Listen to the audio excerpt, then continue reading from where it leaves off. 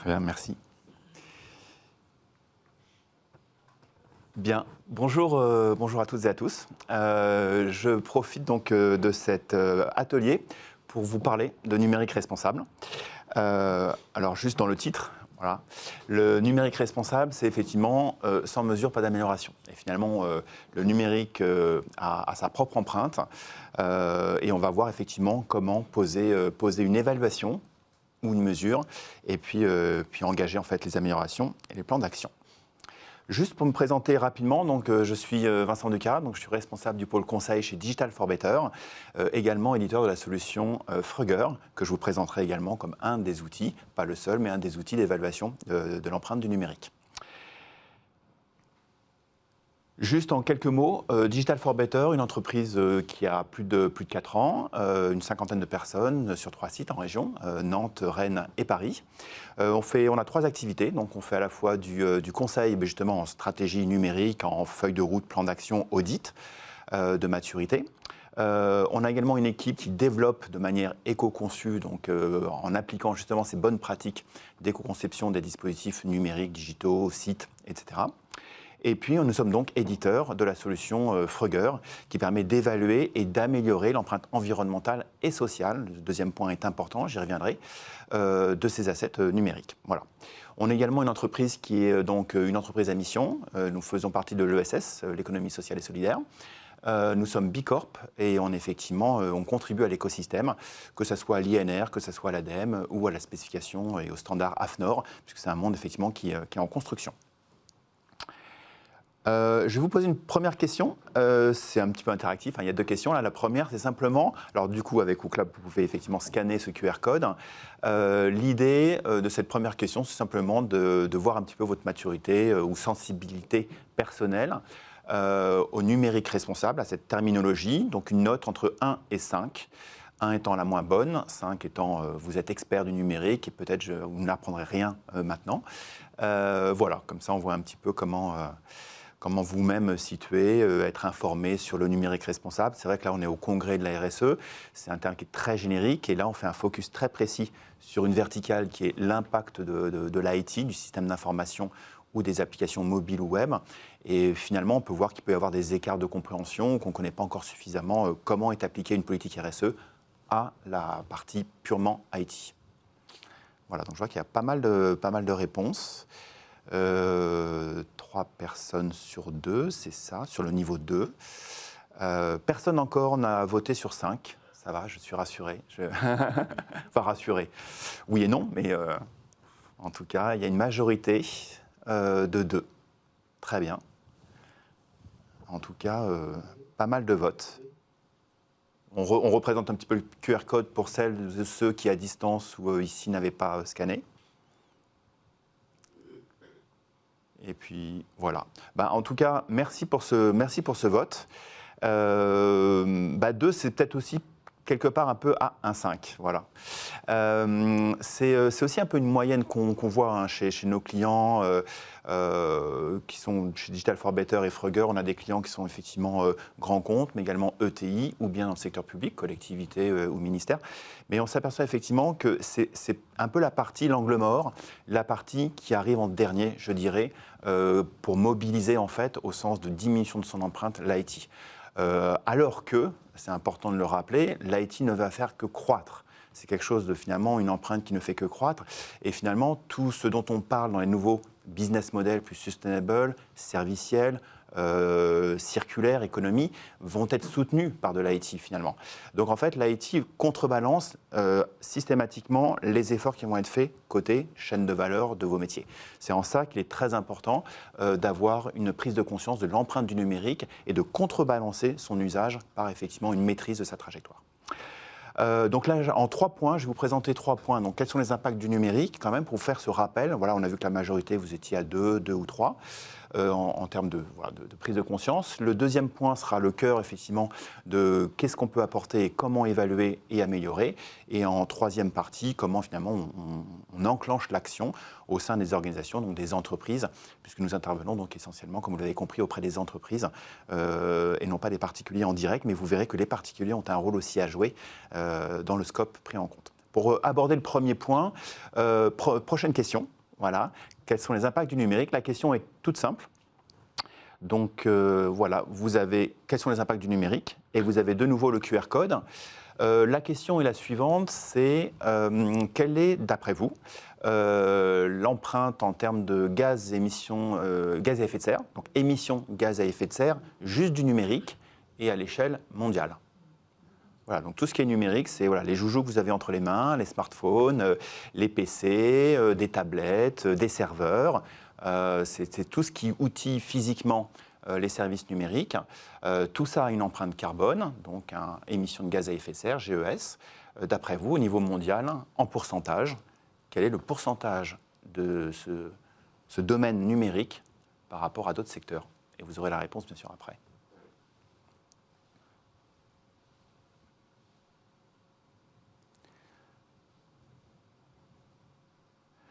Alors, je vois donc dans les premiers pourcentages, alors je vois des pourcentages élevés, je vois du 70, du 30, du 23, du 25%, il y a du 4, du 4,5%.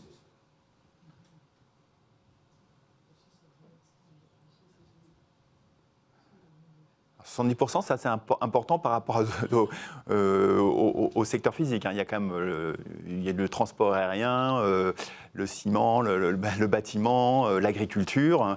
C'est bien en comparaison avec les autres secteurs qui ont leur propre empreinte carbone que je pose la question. En tout cas, merci pour les réponses. Qui a la bonne réponse? Je vais y venir en passant sur le slide suivant. Donc c'est le chiffre en bas à gauche. Donc le numérique représente, j'ai pas envie de dire que, mais représente 3,8%, quasiment 4%. Là encore, c'est pour ça que je rappelais qu'il faut comparer à l'agriculture ou des choses comme ça qui sont à des dizaines de pourcents ou autres.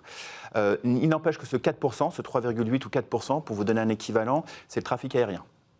On parle beaucoup du trafic aérien, des vols qu'il faut diminuer. Finalement, c'est 4% l'aviation. La mobilité, par contre, en revanche, des transports, etc., c'est beaucoup plus, c'est plus proche des 10%. Mais ce qu'il faut retenir, donc, c'est plusieurs choses. Un service numérique, ça peut paraître quelque chose de dématérialisé. C'est pour ça qu'on n'y pense pas forcément et on a du mal à l'aborder. Par quoi on va démarrer, quelles actions sur la diminution de cette empreinte. Or, un service numérique, c'est du physique derrière. Et ce physique, c'est des équipements qui ont été fabriqués, qui sont utilisés, qui consomment de l'énergie et qui, à un moment donné, termineront comme déchets. Déchets physiques. On a l'habitude de le simuler, enfin pas de le simuler, pardon, de le présenter sur une chaîne technique qui est le terminal final que vous avez entre les mains par exemple aujourd'hui. Les réseaux physiques qui sont soit filaires, soit mobiles, et l'hébergement qui sont des serveurs. Donc toute cette chaîne technique représente, en termes d'empreinte carbone, on parle bien d'un scope 1 à 3, bien évidemment, dans ces chiffres-là. Donc 3,8 d'émissions de gaz à effet de serre, 10% quand même de consommation d'électricité mondiale, et puis 0,2% d'eau mondiale. Alors l'eau qui peut être utilisée dans les data centers, l'eau qui peut être utilisée au cours de la fabrication de ces équipements, etc. D'autres chiffres effectivement à bien maîtriser, c'est qu'en fait ce sont les terminaux qui représentent la grande majorité, les terminaux finaux que vous avez entre les mains, les terminaux utilisateurs plus de 63%. Ensuite la partie réseau et data center à peu près équi répartis. Et enfin le deuxième chiffre qu'il faut retenir, parce que c'est ce qui permet de comprendre, bien sûr, les grandes recommandations dont vous avez l'habitude, qui est quand même de faire durer le matériel, parce que finalement, 78% de cette empreinte est impactée à la phase de fabrication de ces matériaux, la distribution, transport 1%, et son utilisation, entre guillemets, que 21%, mais ça fait quand même 21% aussi sur lequel il faudra travailler dans l'amélioration.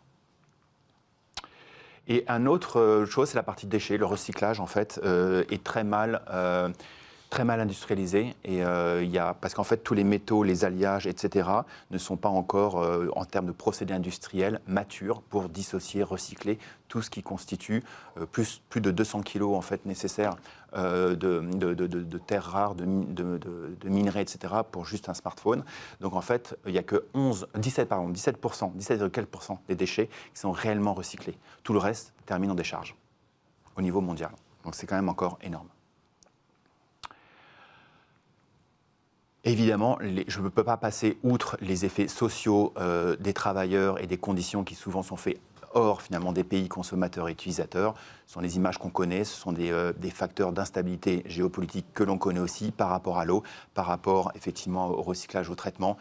Que 17%, c'est-à-dire que tout le reste est manuel, tout le reste est non contrôlé, non maîtrisé, avec beaucoup de pollution. Et ça, c'est quand même très très important de le garder en tête. C'est même essentiel. Et un dernier point sur l'impact du numérique, qu'est-ce que c'est que le numérique responsable ou qu'est-ce qu'on veut effectivement améliorer, c'est en fait ce qu'on appelle l'électronisme, par exemple, un peu comme l'analphabétisme, c'est dire effectivement, il y a beaucoup de conditions de méconnaissance ou non-connaissance qui permet à plus de 17% de population d'être à l'aise en fait, ou d'être capable d'utiliser à plein potentiel ces outils numériques. Donc c'est ce qu'on qualifie et qui est normé sous le terme d'électronisme. Et puis après, il y a aussi les sujets de population en situation de handicap provisoire, temporaire ou permanent, qu'ils soient physiques, visuels, auditifs, sur lequel effectivement un numérique responsable doit absolument s'attacher. Et d'ailleurs, il y a une réglementation qui est très précise, j'y reviendrai également. Voilà, j'ai refait un panorama, c'était important, pour savoir d'où on part et pourquoi finalement dans les entreprises, on a une responsabilité, parce que quand même une grande partie de ces entreprises, on peut même nommer les GAFAM, vont produire, vont développer ces plateformes digitales, donc sont responsables en fait de ces impacts directs et indirects. Ça fait également partie de leur bilan carbone.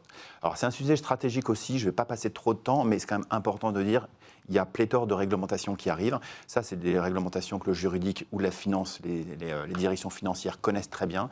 Vous en entendez largement parler, y compris la CSRD ou le devoir de vigilance avec la CS3D. Tout ça doit ruisseler dans les organisations, donc il y a une vraie mobilisation et donc il doit se traduire également dans les fonctions des DSI, en fait, des DSI. On voit aussi qu'il y a donc ces réglementations, je rappelle des lois qui datent depuis plusieurs années, donc la loi GEC par exemple sur l'économie circulaire et l'anti-gaspillage, la loi Rennes sur le réemploi des équipements, la partie EAA, donc European Accessibility Act également, donc beaucoup avec effectivement des pénalités qui sont de plus en plus importantes, généralisées et qui représentent un certain montant de pourcentage de chiffre d'affaires. Donc l'IT ne peut pas passer outre effectivement cette réglementation. Donc le numérique responsable a vraiment pour vocation à traiter les 3 P, le People, Planet, Prosperity, dans un cadre et des référentiels qui existent, qui est normé. L'idée n'est pas de réinventer, on ne part pas de zéro. Par exemple, on va utiliser les analyses de cycle de vie qui existent pour les produits physiques, l'ACV, qu'on peut tout à fait appliquer sur les 3 tiers physiques des services numériques que je vous ai présentés. Également utiliser le GAG protocole ou l'équivalent bilan carbone que vous connaissez. C'est autant d'éléments qu'il suffit juste d'appliquer aux services numériques dans la bonne méthodologie. Et cette méthodologie-là, elle doit prendre effectivement s'appuyer sur 3 piliers. C'est l'objectif ultime du développement en fait, de ces applications, de ces plateformes, doit prendre en compte la pérennité, la non-obsolescence du matériel. Lutter contre l'obsolescence programmée, faire durer le matériel, c'est évident, c'est nécessaire. La partie inclusion au sens de l'accessibilité, il y a des règles aussi qu'on peut appliquer, ce qui permet d'élargir effectivement l'audience d'utilisation de vos services numériques et puis de ces équipements. Et bien sûr, l'éthique, la donnée, parce que finalement, tout ça, qu'est-ce que ça signifie? Ça signifie de rentrer des données, de collecter des données.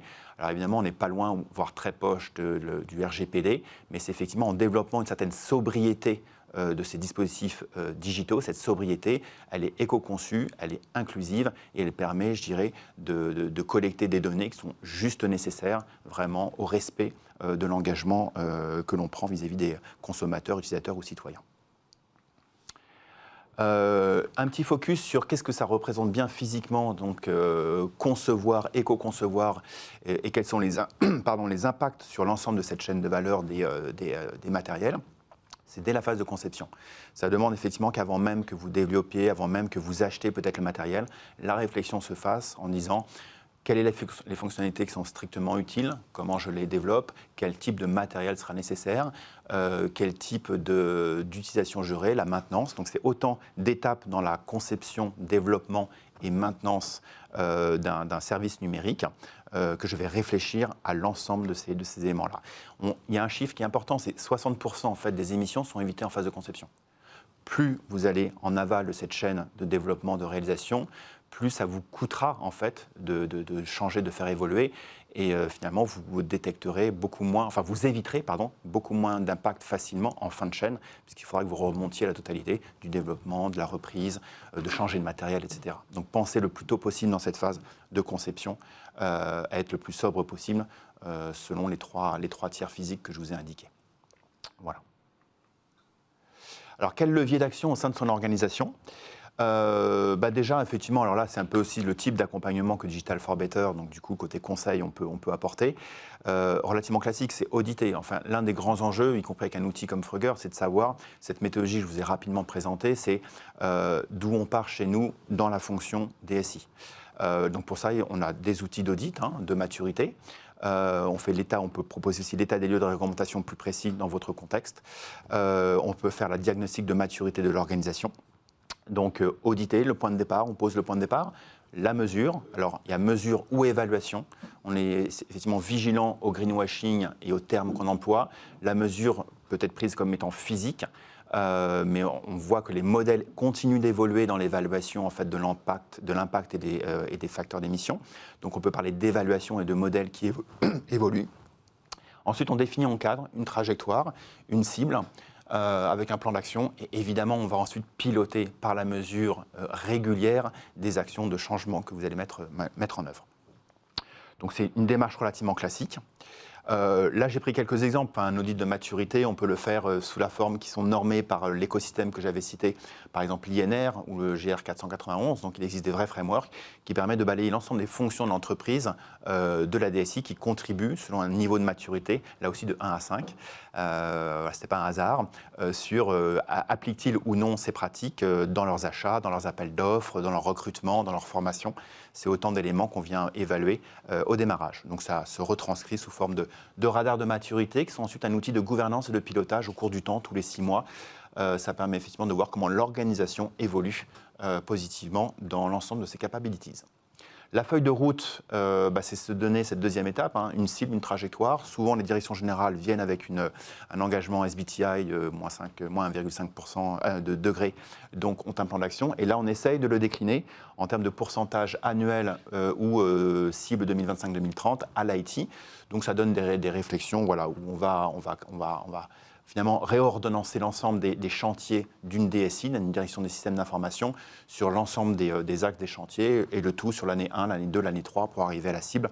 Donc en gros, je prends un exemple, on se donne une cible à 3 ans ou à 2030 à moins 45% d'empreinte carbone en moins sur l'IT, et on va décliner de manière rétro-planning chaque année, que ça correspond 5, 6%, 7 ou 10%. Voilà. Et enfin, le plus important, c'est qu'il faut une boussole, un outil. Alors, c'est vrai que chez Digital for Better, on a développé cette solution Frugger depuis plus de 4 ans, qui permet donc de poser cette mesure, qui permet de piloter et qui permet d'améliorer. Donc, toute la méthodologie que je vous ai présentée d'évaluation se fait dans un algorithme qui est tout à fait ouvert et transparent. On a aussi un devoir, je dirais, de transparence, d'opposabilité, à savoir comment se fait la mesure. On est non invasif, ça ne se déploie pas il n'y a pas d'agent qui se déploie physiquement, ça va être plutôt capter de manière automatique vos données d'usage, qu'ils soient sur les sites web, le trafic. Donc on va se baser beaucoup sur des analytics de trafic. On peut se baser aussi sur les niveaux d'usage que vous avez de vos infrastructures, souvent à partir des cloud providers. Donc on vient de manière brancher automatiquement ces données d'usage et ensuite on vient s'appuyer sur les modèles que je vous ai cités, donc ACV, l'analyse de cycle de vie. On vient modéliser les 3 tiers, le type d'équipement, leur localisation à travers les analytics, c'est important. Un consommateur digital, smartphone en Chine ou en Allemagne ou aux États-Unis, d'abord un smartphone n'est pas le même fabriqué selon la marque, donc n'a pas le même impact. Le mix énergétique que l'on calcule par rapport à l'usage qu'on voit dans les analytics n'a pas le même impact non plus. Donc c'est autant d'informations très pertinentes qui viennent alimenter notre modèle d'évaluation d'empreinte. Et enfin, ce qui est le plus important, c'est que donc on délivre des scores d'empreinte carbone, d'eau consommée et puis d'énergie. Comme ça, on va travailler les 3 piliers qui sont finalement RSE, donc de diminuer l'empreinte carbone, la consommation d'eau et la sobriété énergétique, qui va de pair aussi d'ailleurs avec des factures énergétiques qui ont explosé récemment. On a le pilier social dans Frugger qui va permettre d'automatiser la vérification des règles du référentiel général d'accessibilité qui existe, où on va voir dans le code et sur les pages web, effectivement front, si les niveaux de contraste, les fontes, les métadonnées qui permettent à des personnes non-voyantes d'avoir l'audio de manière adéquate pour comprendre les messages. Donc tout ça, ce sont des règles qui existent et que notre outil peut vérifier de manière automatique. Voilà. Et ensuite, on a bien sûr l'historisation, parce que le plus important, c'est que c'est un moteur de recommandation grâce à des référentiels qui existent. Un deuxième référentiel qui est important, c'est le référentiel d'éco-conception des services numériques et qui permet en fait à chaque constat de prioriser ses recommandations, donc de donner le juste effort aux équipes, lesquelles recommandations elles doivent prendre, en un minimum de temps pour le maximum d'impact positif. C'est tout l'intérêt de notre moteur de recommandation dans Frugger. Voilà. Et donc on peut arriver en fait dans ce changement au sein d'une organisation selon 3 ou 4 typologies d'amélioration ou d'axes d'amélioration. Le premier, c'est une gestion de parc informatique où on va travailler sur la durabilité et des recommandations sur le parc informatique des collaborateurs ou collaboratrices. Le deuxième pan, c'est les services numériques, donc qui sont à l'usage potentiellement du grand public. C'est pour ça que je disais que c'est important parce que l'usage de vos services digitaux au sens entreprise du terme pour vos clients finaux vont aussi rentrer dans votre bilan carbone Scope 3 et c'est ça qu'on peut piloter aussi comme décarbonation. L'infrastructure, si on parle uniquement de la partie service cloud provider, selon leur positionnement géographique, comment on optimise les achats, énergie, finance, etc. Et puis les campagnes marketing aussi qui sont importantes. Voilà. Et là, c'était effectivement sur le module accessibilité qui, Frugger n'est pas un outil de mise en conformité. C'est un outil qui permet de guider la mise en conformité avec les nouvelles réglementations, sachant qu'on ne peut pas automatiser 100% des règles d'accessibilité par nature des tests qui sont écrits. Voilà. Voilà, donc du gain de temps, ça permet d'automatiser ces mesures, ça permet d'être conforme avec la partie RSE et ESG, il y a un moteur de recommandation et ça permet effectivement de guider les bonnes pratiques au sein de la DSI. Voilà, je vous remercie effectivement de votre attention. Nous sommes présents effectivement si vous voulez poursuivre les discussions sur le stand au congrès de la RSE. Et merci de votre attention.